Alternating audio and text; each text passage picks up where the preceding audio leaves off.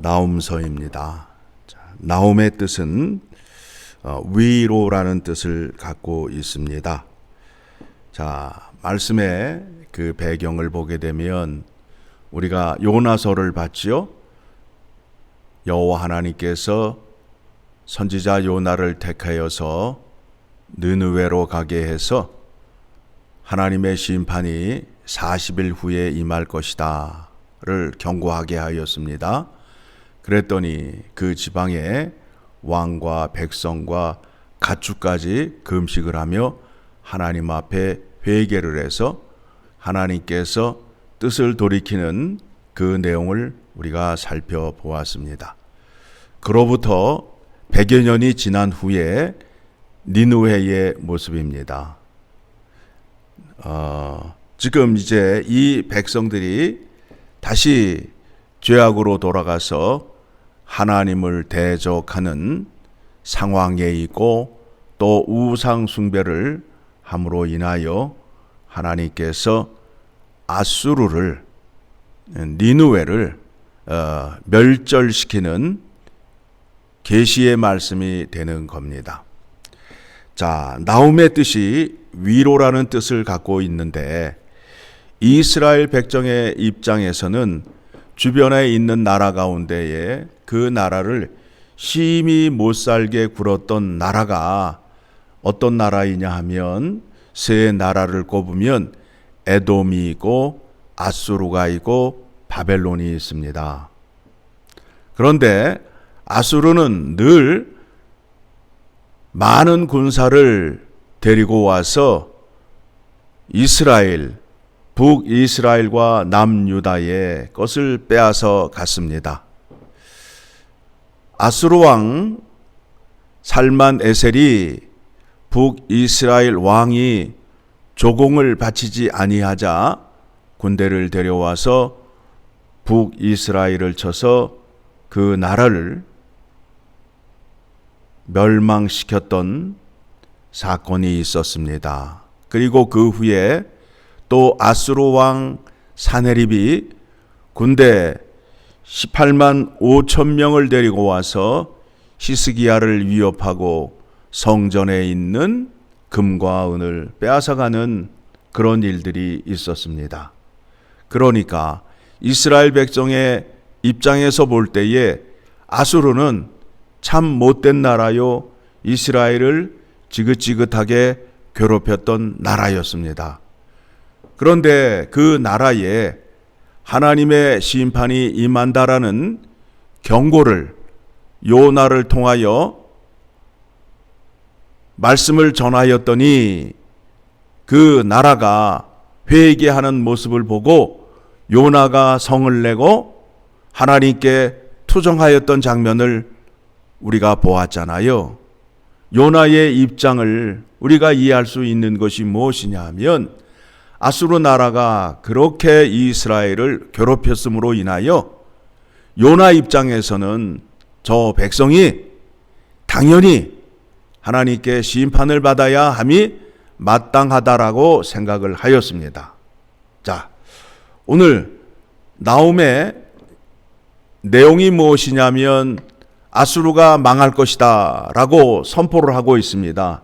다시는 보지 못하리라 라고 말씀하고 있어요. 이 나움서의 말씀을 누가 제일 좋아할 것 같아요? 요나 선지자가 제일 좋아할 것 같죠? 그렇죠? 자, 말씀을 봅니다. 자, 2절의 말씀을 보게 되니까 여호와는 질투하시며 보복하시는 하나님이시라. 여러분, 하나님을 소개하는데 하나님은 질투하시는 하나님이다, 보복하시는 하나님이다 라고 우리가 알고 있잖아요. 하나님은 왜 질투를 하실까요? 하나님은 왜 질투를 하실까요? 그 질투하시는 이유가 무엇이냐면 그 백성들과 언약을 맺었잖아요. 그런데 그 백성들이 여호와 하나님을 멀리하고 여호와 하나님의 말씀을 따르지 아니할 때에 하나님이 질투하심으로 인하여 언약의 관계를 다시 회복하고 그들을 돌아오게 하기 위하여 질투하시는 하나님의 속성을 성경에서 말하는 것입니다. 그리고 보복하시는 하나님이라고 우리가 알고 있는데, 하나님 앞에 죄를 짓거나 하나님을 대적을 하게 되면 반드시 하나님께서 공의의 심판을 하신다라는 겁니다. 공의의 심판을 하신다라는 겁니다. 자, 니느웨 사람들이 우상 숭배를 하고 하나님의 명령을 불순종함으로 인하여 니느웨에 멸망이 임한다라는 말씀이 12절의 말씀을 보게 되면 같이 봅니다.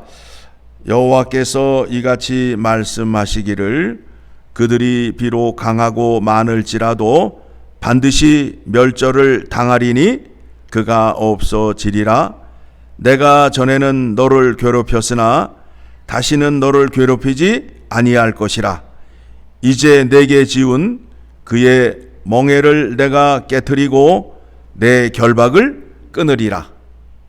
망하리라. 그렇게 하시면서 자 14절 나 여호와가 내게 대하여 명령하였나니 내 이름이 다시는 전파되지 않을 것이라. 내가 내 신들의 집에서 새긴 우상과 부은 우상을 멸절하며 내 무덤을 준비하리니 이는 내가 쓸모없게 되었음이라. 자, 이 말씀이 무슨 얘기냐면 아수르는 그동안 하나님께서 악의 도구로 사용하였는데 더 이상 쓸모가 없음으로 인하여 이 백성을 멸절하겠다. 무슨 얘기냐 하면 하나님께서 아수르와 바벨론을 막대기로 사용하였어요. 막대기와 회초리로 사용하였는데 그러면 하나님께서 지시한 대로만 하여야 되는데 이 백성들이 그 악행을 하면서 자기가 잘나고 자기가 힘이 있고 그 악행을 하면서 나의 힘이 하나님보다 더 세다라는 교만함을 갖고 악행을 함으로 인하여 하나님께서 이 백성들을 진멸하는 단계에 이르렀다라는 겁니다. 자, 아수르 입장에서는 이제 진멸을 당하게 되었고 이스라엘 입장에서 볼 때에는 이게 좋은 소식이에요? 나쁜 소식이에요? 좋은 소식이잖아요. 그렇게 지긋지긋하게 이스라엘을 괴롭혔던 나라가 이제 멸망을 당하게 되었어요. 자, 그래서 15절 같이 읽습니다. 시작. 볼지어다 아름다운 소식을 알리고 화평을 전하는 자의 발이 산 위에 있도다. 유다야 내 절기를 지키고 내 소원을 갚을지어다. 악인이 진밀되었으니 그가 다시는 내 가운데로 통행하지 아니하리로다 하시니라. 여호와 하나님께서 이스라엘 백성에게는 위로의 말씀을 주시면서 아수르의 죄에 대해서는 보복을 하시잖아요. 이 소식이 이스라엘 입장에서는 좋은 소식이라는 거예요. 아름다운 소식이라는 거예요. 하나님의 공의를 지키며 사는 백성들에게는 악인이 심판을 받고 멸절을 당하는 것이 좋은 소식이라는 겁니다. 그래서 이 소식을 누가 전해야 된다는 거예요? 유다가 전해야 된다는 거 아니에요. 하나님께 택함을 받은 백성이 생명과 사망을 전하여야 된다라는 거예요. 하나님의 말씀을 지키게 되면 생명이요, 하나님을 대적하고 거부하면 사망이요가 되잖아요. 그렇죠. 자, 이 말씀이 이제 예수 그리스도를 통하여 우리에게 구원으로 임하였어요. 그래서 우리는 사망 가운데에서 생명으로 옮긴 자가 되었어요. 생명과 사망의 냄새가 우리를 통하여 나타나야 된다라는 거예요. 우리를 통하여 나타나야 된다는 거예요. 무슨 얘기냐면 우리에게 어떤 사망의 냄새가 나타나야 되느냐 하면 죄에 대해서 두려움과 무서움을 우리가 증거하고 나타내어야 된다라는 거예요. 죄를 짓게 되면 여호와 하나님께서 심판하시고 그 심판이 얼마나 무서운지를 우리가 증거를 하여야 되고, 그 증거라 함은 뭐예요? 죄의 자리에 가지도 않고 죄와 만지지도 않고 죄를 상관하지도 않는 모습을 드러내야 되고, 그 다음에 생명의 냄새는 어떤 거예요? 하나님 말씀에 순종함으로 인하여 살아있는 자의 모습. 살아있는 자는 어떻게 돼요? 살아있는 자의 특징이 뭐예요? 활동을 하잖아요. 먹는 것도, 또 웃는 것도, 움직이는 것도 다 생명이 있는 자가 하는 거 아니에요?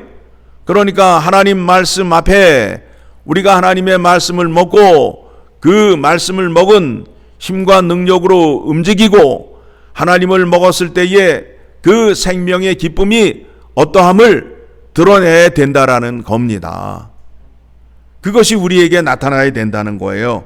그래서 그 말씀이 어디에 나오느냐 하면 고린도후서 2장을 가게 되면 고린도후서 2장 16절의 말씀을 보게 되면 그 말씀이 나오지요. 자, 같이 읽습니다. 고린도후서 2장 16절 시작. 이 사람에게는 사망으로부터 사망에 이르는 냄새요, 저 사람에게는 생명으로부터 생명에 이르는 냄새라. 누가 이 일을 감당하리요? 누가 해야 되겠어요? 우리가 해야 되겠죠. 그렇죠? 자, 십자가의 복음을 전하면서 우리가 사망의 냄새를 풍기면서 십자가의 복음을 전하면 듣는 사람이 우리가 하는 말을 믿는다, 안 믿는다? 안 믿는다 이거예요. 그래서 우리가 십자가의 복음을 전할 때에 정직하고 진실되게 그들 앞에 서 있으면서 십자가의 복음을 전해야 된다는 거예요. 거짓말하면서 사기치면서 술수를 쓰면서 십자가의 복음을 전하게 되면 그 사람들이 뭐라고 그러겠어요? 네가 하는 말은 거짓말이기에 십자가의 복음도 거짓말이 되는구나 라고 생각할 수밖에 없다라는 거예요. 그러면 그 사람에게 사망의 냄새가 나는데 하나님께서 역사하시겠냐는 거예요. 안 하죠. 진실되게 살라는 거예요. 진실되게 살라 함은, 정직하게 살라 함은 완전하게 살라는 것이 아니에요. 우리는 완전하지 않은 자예요. 죄를 범할 수 있어요. 죄를 짓게 되면 그 죄를 우리 주님 앞에 회개하며 용서를 구하는 자, 자기의 잘못을 시인하는 자, 그 사람이 바로 정직한 자인 것입니다. 그리고 생명의 냄새를 그 사람 앞에 풍겨줘야 될 거 아니에요. 하나님의 말씀으로 사는 그 기쁨이 얼마나 크고 좋은지를 그에게 보여주는 그와 같은 믿음이 있어야 된다라는 겁니다. 생명과 사망의 냄새를 우리에게 세상을 알리게 하여 보복하시는 하나님, 질투하시는 하나님이 이런 분이다라는 것을 알게 하기 위하여 이스라엘을 택하였고 우리를 택하였다라는 겁니다. 그렇죠? 그래서 예수 그리스도의 이름으로 구원받은 사람이 죄와 함께 먹고 마시며 거짓말을 쓰고 술수를 쓰고 남을 속이는 그런 일을 할 수 없다라는 겁니다. 그거는 뭐예요? 다 사망에 속하는 냄새잖아요. 사망에 속하는 냄새잖아요. 그렇게 하게 되면 하나님이 반드시 어떻게 하신다고요? 보복하신단 말입니다. 보복하신단 말입니다. 하나님이 갚아주신단 말입니다.